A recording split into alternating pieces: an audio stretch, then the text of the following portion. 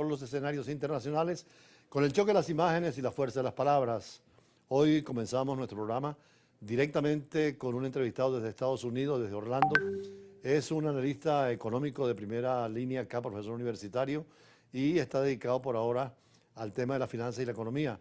Primera pregunta obligada es, después del triunfo de Trump, hemos visto en los escenarios internacionales mucha preocupación, pero ¿cómo está la situación interna en la economía de Estados Unidos que dicen que fue una variable fundamental para las elecciones? Embajador, gracias por tenerme aquí en su programa nuevamente. Es para mí un honor. Saludo a la audiencia ya en mi querida Venezuela. El anuncio, mire, Donald Trump apenas habían revelado que había ganado por una paliza masiva y los mercados financieros se dispararon a las nubes. No solamente los mercados financieros, el sector tecnológico, el sector de las criptomonedas.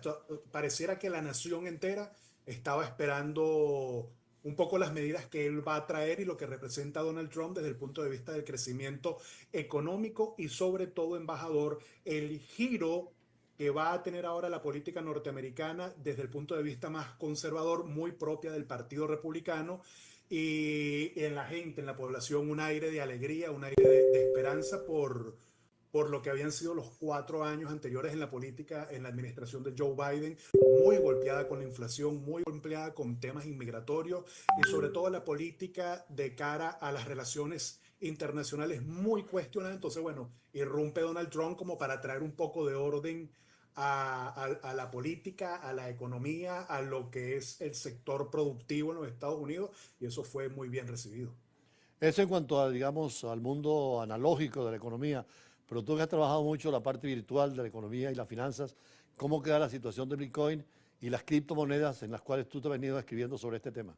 No, maravilloso, embajador, porque recuerde que parte en el último tramo de la campaña electoral de Donald Trump, él hizo hincapié en dos cosas. Básicamente, el corte, el tax cut, que es el recorte de taxes y la carga impositiva sobre la población, sobre todo horas extras, y hay un conjunto de políticas taxativas que las va a aligerar de cara a que el norteamericano y la persona que vive acá pueda invertir y pueda trabajar sin el temor de que los van a pechar taxativamente. Recrudeció contra las políticas, sobre todo de importaciones a productos asiáticos y chinos. Eso le da otro carácter más nacionalista al norteamericano, pero vino con un franco apoyo a las criptomonedas que hizo que solamente ganando Trump las elecciones se crearan dos acontecimientos súper espectaculares desde el punto de vista de rendimientos y crecimientos a nivel de inversión. Tesla, porque Elon Musk, el dueño de Tesla, apoya claramente y parece que va a formar parte del gabinete administrativo de Donald Trump, hizo que las acciones de Tesla se dispararan y la Bitcoin está rozando los $90,000. O sea, él impulsa el apoyo a la economía digital, a la moneda digital, y Donald Trump, embajador, sabe que él tiene que picar adelante porque China ha venido ganando terreno desde el punto de vista comercial, desde el punto de vista geopolítico, y se está conformando un eje bastante poderoso por allá en Medio Oriente, que lo hemos conversado los últimos 6, 7 años. Entonces Donald Trump viene a dar un aire más conservador y más nacionalista a la economía, a la moneda y sobre todo el sector cripto digital. Ahora hay un punto también polémico en la prensa internacional respecto a la política de Trump, que es el tema petrolero, sobre todo el uso de la energía fósil y el tema del rechazo al recorte en materia petrolera. ¿Cómo lo ven desde Estados Unidos y la perspectiva internacional? Bueno, el tema del petróleo, embajador, hay que ser francos y sinceros, el petróleo va a seguir siendo el recurso energético rey por los próximos 20, 30 años. Estas energías que tratan de sustituirlo, de verdad que no se han hecho paso ni se han abierto camino en la humanidad tanto como se esperaba. Y Donald Trump, básicamente, él va a tratar de buscar aliados en este hemisferio. Él va a buscar potenciar el sistema de extracción de petróleo norteamericano y va a tratar de buscar aliados aquí en esta parte occidental del globo terráqueo, de manera de que sabiendo él que países árabes, Rusia, los grandes exportadores, tienen un eje que controlan cada vez más el precio del producto, el recorte, él tiene una clara política de que va a apoyar a la gente aquí. Cuando digo la gente aquí en el sector, entre Europa y sobre todo en Centroamérica y en Sudamérica, ¿no? De manera de que va a ser bastante interesante, sobre todo de cara a las políticas, por ejemplo, como países como Venezuela, cómo se va a desenvolver él, siendo que la administración de Joe Biden permitió con sus licencias de que Chevron pudiese operar y exportar petróleo de Venezuela a Estados Unidos. Sigue siendo el aliado y el aliado comercial número uno de Venezuela, sigue siendo históricamente los Estados Unidos, nunca ha dejado de ser así. Además de que Estados Unidos sigue pagando de contado el petróleo. Vamos a ver qué va a pasar ahora con Donald Trump, que él viene con unas políticas totalmente diferentes a las de Joe Biden. Hoy se está celebrando en Kazajstán, en Bakú, una conferencia mundial sobre la COP relacionada con la contaminación de los hidrocarburos. Lo hacen en un estado precisamente petrolero como Azerbaiyán. Preocupan mucho y en la temática ha estado lo que sería la política de Donald Trump en esa relación con el petróleo, el carbón y el gas, de nuevo repotenciado además con otras técnicas tradicionales y el rechazo a las nuevas exigencias en materia climática. Sí, es que Donald Trump va a venir con, en materia energética, yo no creo que cambie tanto su política como la que él tuvo en su primer periodo, en su primer periplo como presidente de los Estados Unidos.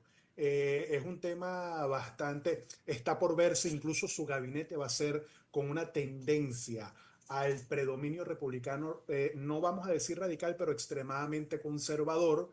Fíjense que acaban de nombrar a Marco Rubio como, él lo nombra como eh, presidente de su gabinete, de la parte ejecutiva, secretario de Estado. O sea, yo creo que Donald Trump en este nuevo segundo mandato va a manejarse un poco más diplomáticamente, pero el tema de recursos y comercio, el tema de inversiones, no va a ser un tema de negociación para él.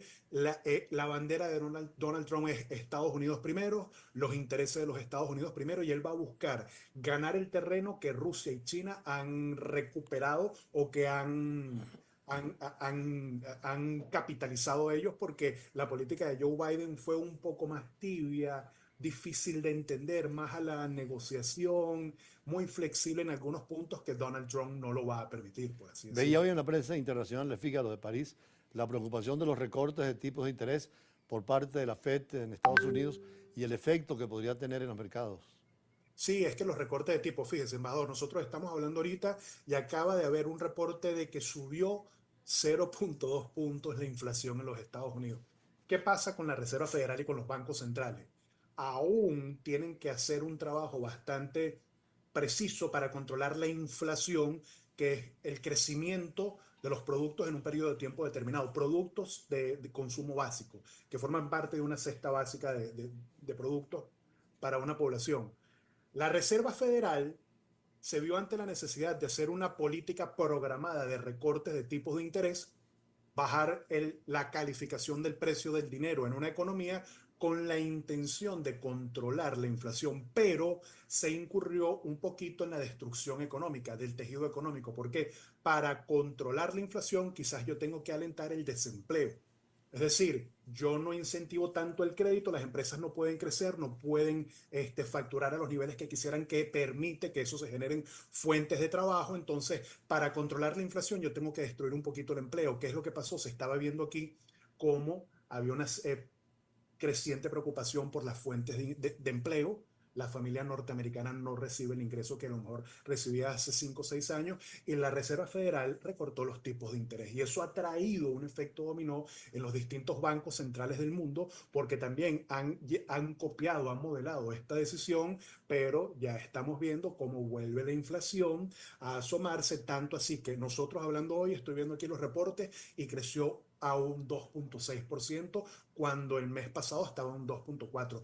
Embajador, esas cifras de 0,2, 0,1,5 en una economía tan poderosa como la norteamericana es muy sensible, puede repercutir fuertemente en la sociedad. Bueno, muchísimas gracias por esta entrevista, sobre todo en la parte financiera y económica desde Orlando, Estados Unidos, de Ignacio Sánchez, magíster en finanzas, profesor universitario y además en sus colaboraciones de prensa siempre toca estos temas. Seguimos siempre con las entrevistas en el campo internacional. Vamos a hablar también sobre inteligencia artificial que usted tocó con otros representantes también en el mundo del campo del derecho y el programa, como siempre, en el tema internacional de Brújula para llevar la información más adecuada. Ya regresamos.